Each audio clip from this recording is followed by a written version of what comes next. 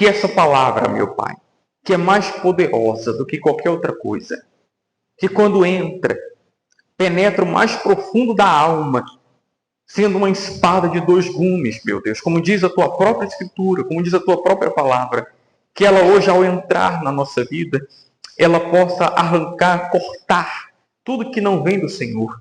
Usa a minha vida, meu Deus, eu dou a minha boca para o Senhor usar nesta manhã, em nome do Senhor Jesus. Amém? Graças a Deus. Êxodo capítulo 3, o livro de Êxodo vai contar a escravidão do povo de Deus dentro do Egito e a sua libertação. A sua libertação. E o que acontece? Vai contar logo a história do nascimento de Moisés, que foi uma criança que quando nasceu, na época o faraó tinha mandado matar todas as crianças, homens de 2 anos para baixo, porque estava havendo um crescimento grande dentro do povo de Deus no meio do Egito. Então, para ele poder evitar esse crescimento maior, porque ele tinha medo de uma rebelião, ele mandava toda criança que nascesse matassem, de 2 anos para baixo. Então, Moisés nasceu no meio dessa confusão. Para ele poder ser salvo, para ele não poder ser também mais uma vítima, sua mãe pega ele, coloca num cesto e dá ao rio, como quem diz, eu entrego nas mãos de Deus o meu filho. E eu creio que Deus vai estar cuidando.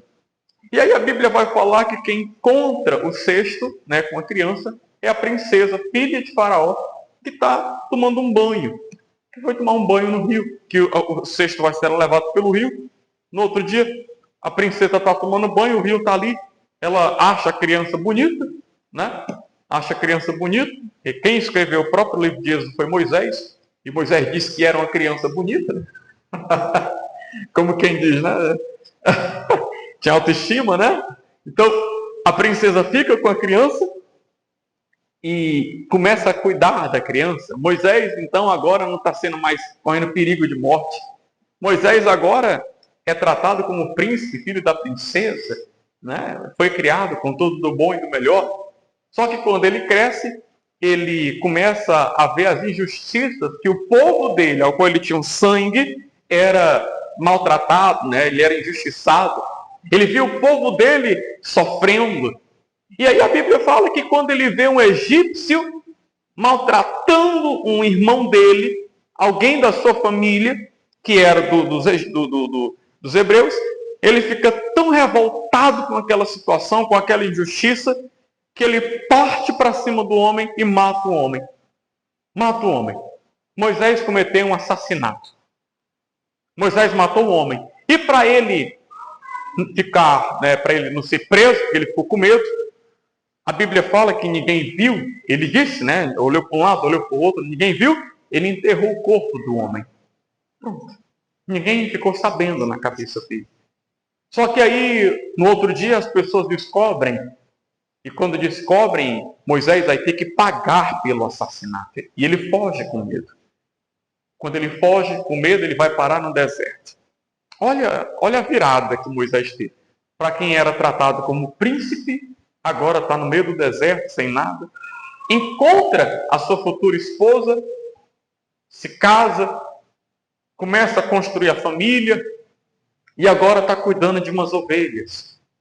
Ele passou 40 anos no Egito. E depois que ele foge, seus 40, ele passa agora 40 anos cuidando só das ovelhas do sogro, trabalhando para o sogro. Vocês estão entendendo até aqui, sim ou não? Olha a virada, Um patamar, a descida de patamar violenta. Uma descida de patamar violenta, mas tinha que acontecer isso. Tudo isso fazia parte do propósito de Deus. Quando o povo de Deus chegou no Egito, na época de José, quando José prospera, ele traz a sua família, a família mora lá. Eram 60 pessoas, mais ou menos, juntando os irmãos, os sobrinhos dele, toda a família, eram 60 pessoas. Já nessa época de Moisés, o povo tinha se multiplicado, já passavam de 3 milhões. 60 pessoas passou de 3 milhões. Olha a quantidade. Sabe o que a gente aprende? que independente da condição, Deus quer que a gente continue multiplicando. Deus quer que a gente continue crescendo. Deus quer te ver crescendo, amém, gente? Não importa a dificuldade que vai vir, Deus sempre vai criar condições para você continuar crescendo. Porque Ele quer ver o teu crescimento espiritual, financeiro, em todas as áreas. Em todas as áreas. Não só no financeiro, mas em todas as áreas. Deus tem interesse de ver o seu crescimento. 3 milhões agora estão lá sendo escravizados pelo povo do Egito. Até o dia em que o povo não concorda mais e clama a Deus. E Deus, Ele agora vai entrar através de Moisés para libertar o seu povo. Moisés está cuidando das ovelhas do sogro e de repente ele olha para uma sarça, que a sarça, a Bíblia fala que não se consumia. Ele estava cuidando das ovelhas e olhou e viu uma sarça pegando fogo. Gente, no Sinai, o que mais tem é pedra e sarça. Rocha e sarça. Só que essa sarça estava pegando fogo. Moisés olhava e estava pegando fogo, cuidando das ovelhas. Passava meia hora, 1 hora, ele olhava, a sarça não se consumia. O fogo continuava ali, mas não se consumia. O que está acontecendo? Por que aquela sarça não se consome? O fogo está ali, mas... E passou 3 horas, passou 4 horas e a sarça ainda continuava do mesmo jeito. Mesmo com o fogo ao redor dela. Não se consumia. E Moisés fica vendo aquilo ali e fica, pô, o que está acontecendo com aquela bicha que ela não se consome?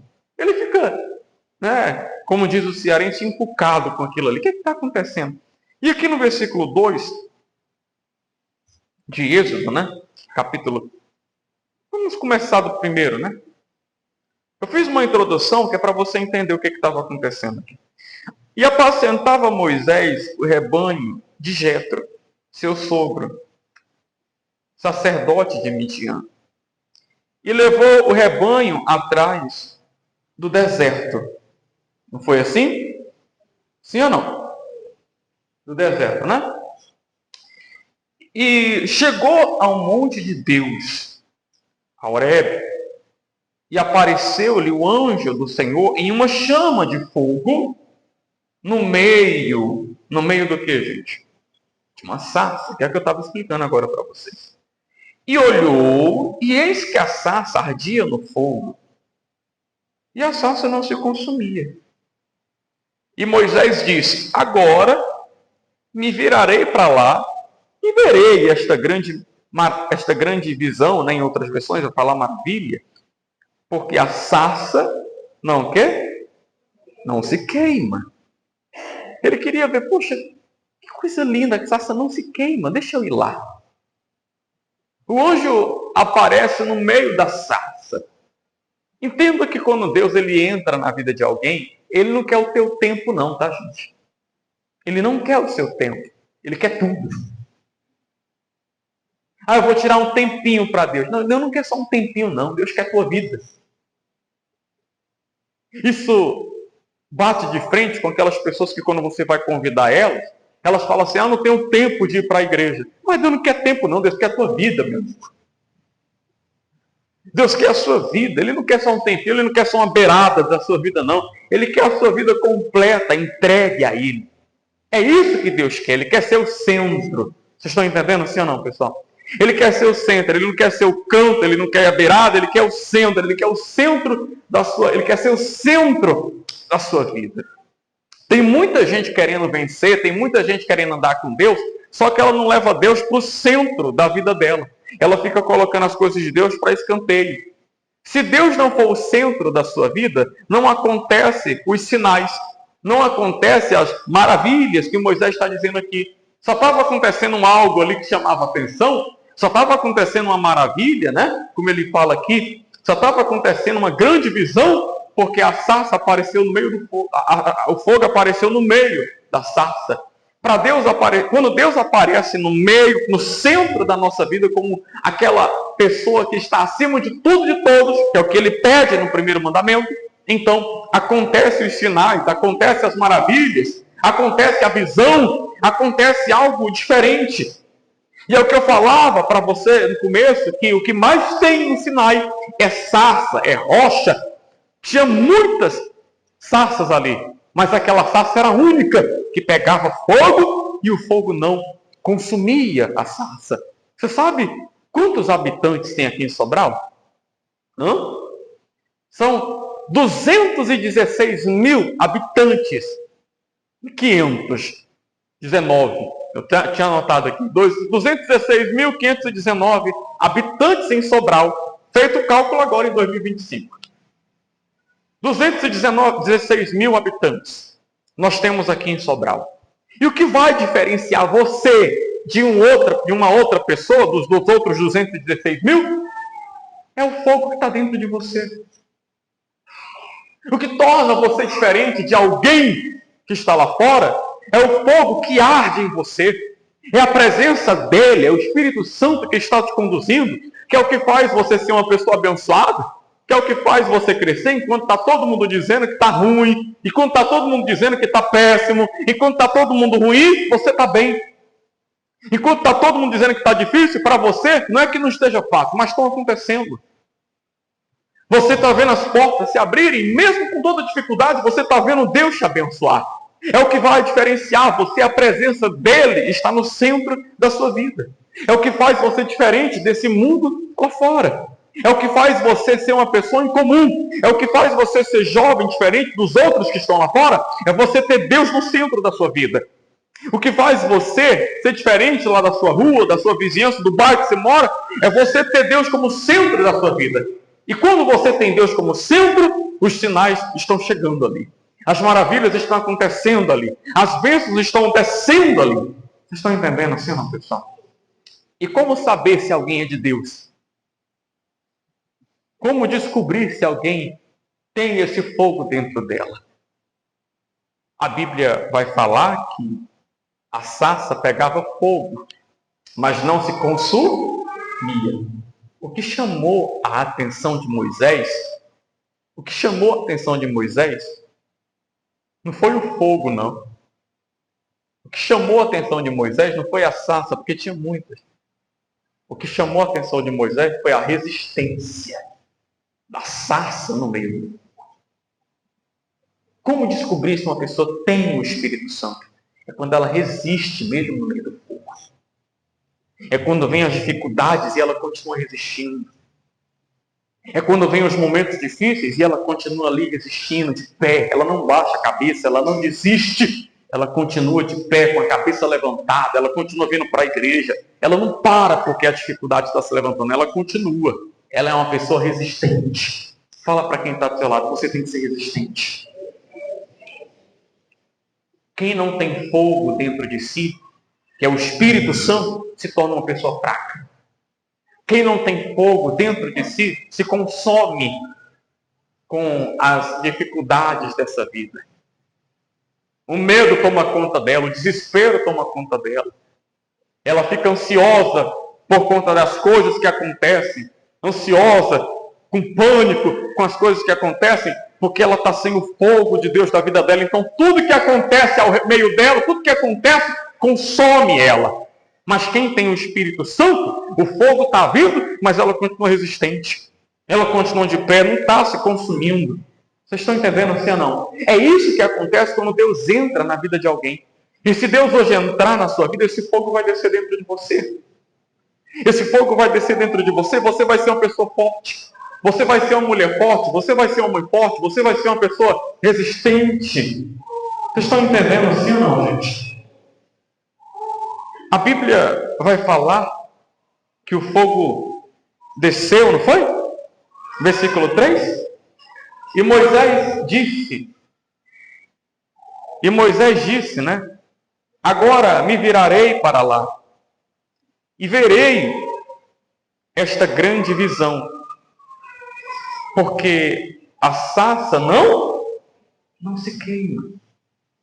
Versículo 4 vai dizer: e vendo o Senhor que se virava para ver, bradou Deus a ele do meio da sarça e disse: Moisés, Moisés. Respondeu ele: eis-me aqui. E disse: Não te chegues para cá. Tira os sapatos de teus pés, porque o lugar em que tu estás é terra santa. Disse mais: eu sou o Deus de teu pai, o Deus de Abraão, o Deus de Isaque e o Deus de Jacó. E Moisés encobriu o seu rosto, porque temeu olhar para o quê? Para Deus. Amém? Ele estava com medo, né? Ele chegou perto, e quando ele chegou perto, aí Deus apareceu para ele. Deus chamou ele. Para Deus falar contigo, você tem que buscar ele. Você tem que buscar ele. Tem que sair de casa mesmo. Ah, mas eu oro na minha casa. Você ora. Mas não é a mesma coisa de você sair para poder buscar. Quando você vai trabalhar, você ora, mas não adianta só orar ali dentro e não sair na rua para ir atrás de um emprego. Quando você ora pedindo a Deus uma direção, Deus dá a direção e não adianta de nada você não colocar essa direção em prática. Tem que praticar. Vocês estão entendendo assim ou não, pessoal? E a primeira coisa que Deus fala para Moisés: tira a sandália dos teus pés. Pode chegar mais perto, porque o lugar que você está pisando é santo. É santo. Deus apareceu para ele aonde, gente? Aonde? Aonde? No monte, né? Sim ou não? Quer um lugar alto? Você quer que Deus apareça para você, sim ou não? Vá para um lugar alto. Você quer que Deus apareça para você? Suba um monte. Qual é o lugar mais alto da igreja? Hã? Não tem como você querer que Deus apareça para você se você não vem para o altar. Não tem como. Não tem como você querer que Deus apareça na sua vida se você não vem para o altar. Você não aparece para o altar. Vem para o fogo. Deus desceu ali no fogo, no altar, no lugar alto. Deus ele se manifesta na vida de alguém que entrega a vida dele aqui no altar. Que é o que vai acontecer dia 21 na vigília. Aos que vão estar se achegando no altar, vão ver as maravilhas acontecendo. E Deus continua chamando você para você poder aparecer para Ele. Deus continua chamando, você quer a mudança? Então, eu vou fazer, Ele tem poder para fazer. Mas você tem que tirar a sandália dos teus pés. Você tem que deixar de contar com isso aí que você tem. Ah, mas isso aqui é o que eu vou usar para aquilo. Você tem que deixar de contar com a sandália que você está calçando. Para Deus poder aparecer na sua vida. No versículo 7, vai dizer assim: e disse o Senhor: tenho visto atentamente a aflição do meu povo, que está no Egito, e tenho ouvido o seu clamor por causa dos seus exatores, porque conheci as suas dores. Portanto, desci para livrá-lo da mão dos egípcios, e para fazê-lo subir daquela terra. Há uma terra boa e larga, há uma terra que emana leite e mel. Há lugar do caneu, do Eteu, do Amorreu, do Perizeu, do Eveu e do Jebuseu. E agora, eis que o clamor dos filhos de Israel é vindo a mim. E também tenho visto a opressão com que os egípcios os oprimem. Isso aqui é Deus falando, tá? Vem agora, pois eu te enviarei a Faraó para que tires o meu povo, os filhos de Israel, do Egito. Então Moisés disse a Deus: quem sou eu que vá a Faraó e tire do Egito os filhos de Israel? E disse: certamente eu serei contigo. É o que vai fazer a diferença na sua vida, é isso aqui, ó. Certamente, Deus está dizendo o quê? Serei contigo. E isto te será por sinal que te enviei. Quando houveres tirado este povo do Egito, servireis a Deus este monte. Posso falar aqui a verdade, gente? Posso aplicar a injeção, sim ou não? Se você tentar sozinho, sem ele, você se lasca. Se você querer viver a vida sem ele, você se lasca. Diante da dificuldade. Mas se você estiver ao lado dele, ele está dizendo, ele vai ser contigo. Eu não vou deixar as coisas dar errada para você, não. Eu não vou falhar com você, não. Se eu estiver contigo, até o que as pessoas querem que venha dar errado, vai dar certo, porque eu vou estar contigo. Glória a Deus, gente. Com ele, o que era impossível se torna o quê? Possível. Coloque ele no centro da sua vida. Versículo 12. Foi o que eu li, não foi? E disse, certamente eu serei contigo, e isto te será por sinal de que eu te enviei. Quando houveres tirado este povo do Egito, servireis a Deus neste monte. Então disse Moisés a Deus, eis que quando eu for aos filhos de Israel, e lhes disser, o Deus de vossos pais me enviou a vós. E eles me disseram, qual o seu nome? Que lhes direi? E disse Deus a Moisés, o que Deus falou para Moisés? Eu sou o que eu sou. Disse mais, assim dirás aos filhos de Israel, eu sou, me enviou a vós. Amém? Moisés estava perguntando assim, Senhor, se eu chegar lá para Faraó, e eles perguntarem, quem foi que me enviou aqui? Como é o nome do Deus que você chegou aqui? O que eu vou falar para eles? Aí Deus vai falar para Moisés o seguinte, eu sou o que sou. Se alguém perguntar para você, você vai falar, o eu sou me enviou aqui. Sabe o que Deus é para você? Eu sou. Ele é o que você precisa. Deus é o que você precisa. Você precisa de paz? Ele tem a paz. Você quer que as coisas venham a dar certo? Ele tem isso aí também. Você quer o consolo nos dias difíceis? No dia de luto? Ele é o consolo para você. O eu sou é contigo. Em Deus você encontra tudo que você precisa. E Deus está falando para Moisés. Moisés, se alguém perguntar, diz que o eu sou te enviou. Em outras palavras, eu sou o que você precisa, rapaz. Eu sou o que o povo está precisando. Você afirma isso para eles. O que você tem que falar é só eis-me aqui. Disposição. Amém, pessoal? Se você falar isso para Deus, meu Deus, pode contar comigo. Pode me abençoar que eu vou honrar o Senhor. Pode ter certeza que esse mês, ainda, hoje é o que? Dia 16? Dia 16? Esse mês vai ser uma bênção. Amém? O que você pensa que já foi bom esse mês, não foi nem o começo. Muito mais está por vir. Você vai ver as maravilhas de Deus acontecendo na sua vida. Você quer ver os sinais acontecendo? Sim ou não? Seja uma pessoa diferente lá fora. Não seja uma pessoa lá fora, não. O que diferencia você das pessoas lá fora é a presença de Deus que você tem. Por isso que você tem que ser diferente. Por isso que você tem que procurar ser diferente. Porque o que vai fazer a diferença de você, das pessoas lá fora, é exatamente a presença do eu sou dentro de você. Se você começar a se misturar, você vai ser como qualquer outro. Vai ser como qualquer outro, não vai ter diferença. Para Deus entrar na vida de alguém, eu tenho que me dispor. Eu tenho que tirar a sandália dos meus pés. Eu tenho que tirar aquilo que Deus quer que eu tire. Vocês estão entendendo assim ou não, pessoal? E quando ele entra, tudo passa a ser diferente. Glória a Deus. Se ele entrar hoje, pode ter certeza que tudo vai ser diferente na sua vida. Vamos fazer uma oração agora?